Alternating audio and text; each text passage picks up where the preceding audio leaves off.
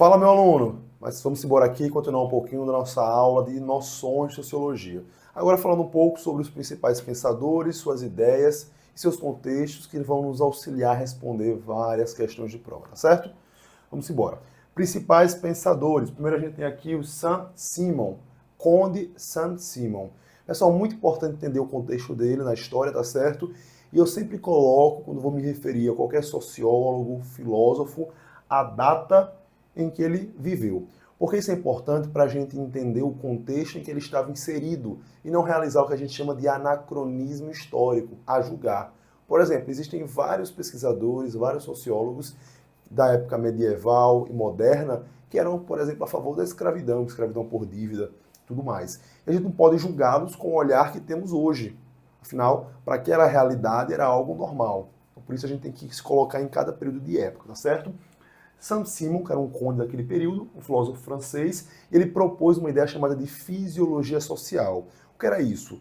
Através da análise anatômica e fisiológica do indivíduo, ele propôs o conceito chamado de higiene. Essa higiene, hoje, quando a gente se pensa, não é como a gente tem o conceito atual, certo? De higiene pessoal, de escovar os dentes, tomar um banho, cuidar do cabelo, do asseio pessoal, não é isso, tá certo? O conceito de higiene é mais voltado como se fosse uma limpeza social. Opa, eu sei que é um pouco pesado falar sobre isso, né?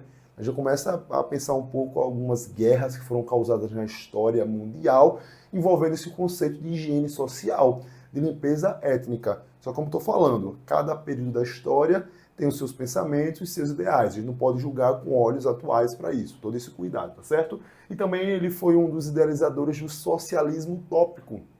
Eu já antecipo essa teoria em que a gente põe em contrapartida, em combate, o socialismo utópico e o socialismo real, mais recente, proposto por Marx e Engels.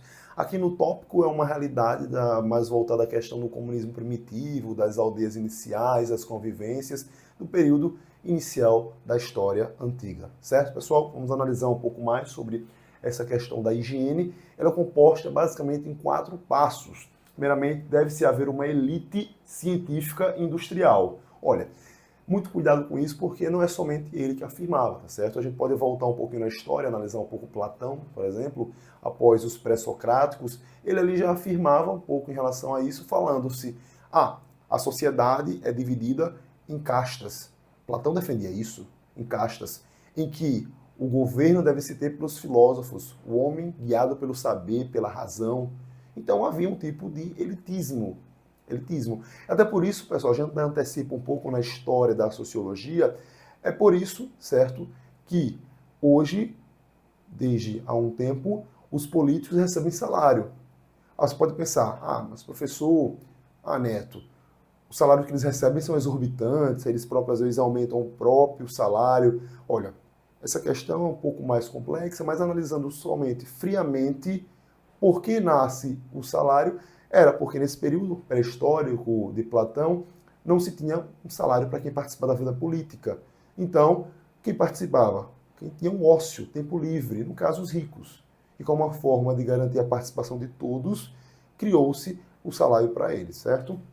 Como segundo ponto, eu tenho aqui que a ciência deve garantir uma coesão social. A gente tem uma coesão social, eu quero afirmar que as elites devem se manter na elite, nesse período aqui como pressuposto. E, por exemplo, a gente está falando da casta menor, daqui, casta menor, o povo deve se manter como povo. Então, esse tipo de coesão social, ele impede o que a gente chama de ascensão social. Ele quer manter um estamento, uma estagnação de classes. Era isso que era proposto pelo Conde, certo? Novamente, como estou falando, um cargo de nobreza. Era basicamente, os ricos permanecem ricos para o conceito dele e os pobres continuam pobres.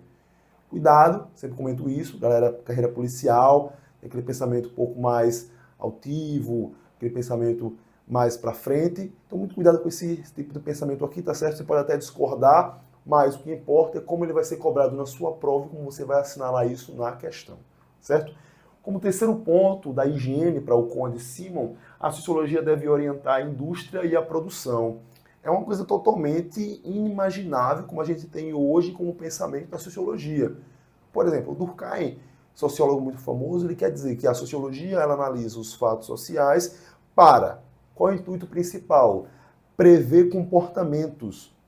Então, por exemplo, eu consigo imaginar que hoje a gente consegue viver no Brasil e observar pelas constantes medidas legislativas e também de leis penais que são aprovadas e também de forma de descriminalização, que é uma tendência na América que daqui a algumas décadas o aborto seja completamente livre. Para muitos de vocês pode parecer um choque, mas analisando-se uma agenda, percebe-se que essa é a tendência, já que outrora o aborto era algo que era, no Brasil, por exemplo, completamente proibido, surge-se a cada década exceções a isso. Começou-se a partir da questão do estupro. Minha gente, cuidado, não se discute aqui se é certo ou errado isso. Muito cuidado, tá bom? Depois, a questão de morte encefálica. Permite-se o aborto nessa situação.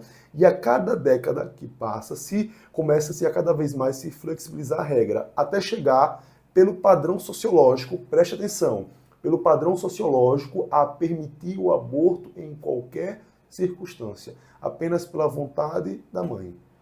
Para você pode parecer um choque isso, mas essa é a função da sociologia. Pegar padrões comportamentais de uma sociedade e prever. Claro, esse prever é uma tentativa de acerto, não é garantir a certeza desse acontecimento. E prever, através dessa análise, como vai acontecer esse fato no futuro, certo? E aqui, além dessa situação aqui de orientação de indústria e produção, é algo totalmente contrário ao que a gente tem hoje. Nesse ponto você já vê, essa situação aqui é para fomentar lucro, mantimento da nobreza. Nesse período também parte do clero. Aqui a gente pode ver um certo adiantamento aqui do Saint-Simon, como os pontos principais que ele pode citar. Você pode ver aqui, meu aluno, o problema social a ser resolvido era a restauração da ordem. Que ordem, minha gente? Que ordem?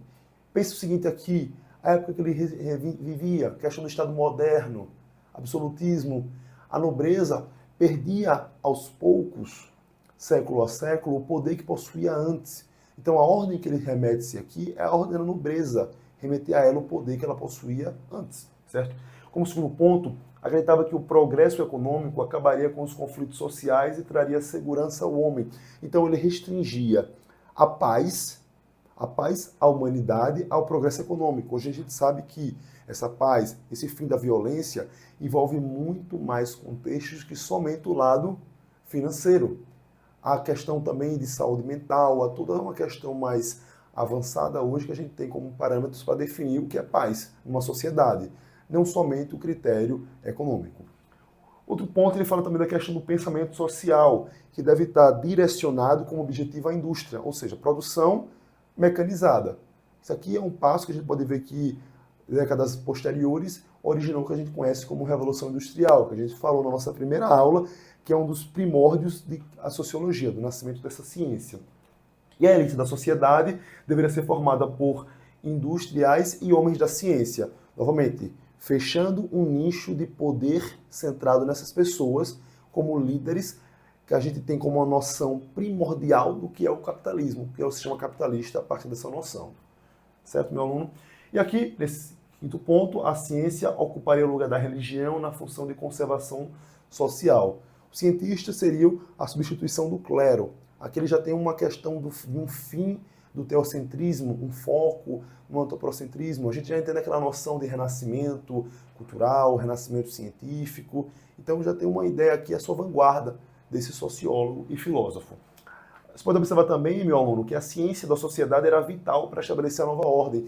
Então o que ele põe? Essa nova ordem, na verdade, não é uma nova ordem por completo, percebe? É uma restauração do poder que a nobreza perde ao longo dos séculos. E a ciência, para ele, tem como papel muito importante para restabelecer esse poder que a nobreza perde a cada ano. Também, essa ciência social deveria usar métodos das ciências naturais, física, biologia, química, para descobrir leis de progresso e desenvolvimento. Então, ele estimula isso para conseguir fazer descobertas e inventos que possam favorecer esse poder mantido, esse poder real.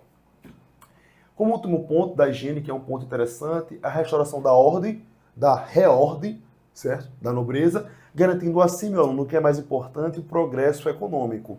Você pode pensar, mas Neto, a noção que a gente tem hoje de sociologia é uma coisa muito mais humana, voltada aos direitos humanos, ao princípio da dignidade da pessoa humana, a questão de fim do livre comércio, garantia de terras para as comunidades, movimentos sociais. Hoje a gente já tem a questão do movimento negro, o LGBTQIA+, de respeito às mulheres. Como assim a gente pode afirmar que essa teoria é uma teoria sociológica? Entenda, minha gente, que toda ciência ela passa por fases na sua história e, consequentemente, vão haver, claro, algumas que vão contrapor-se de forma total uma outra. Hoje a gente tem um movimento muito mais humanista, desse ponto de vista humano, de mudanças sociais. Aqui nesse período, não. O que vigorava na época era esse controle, esse superávit econômico, tá certo?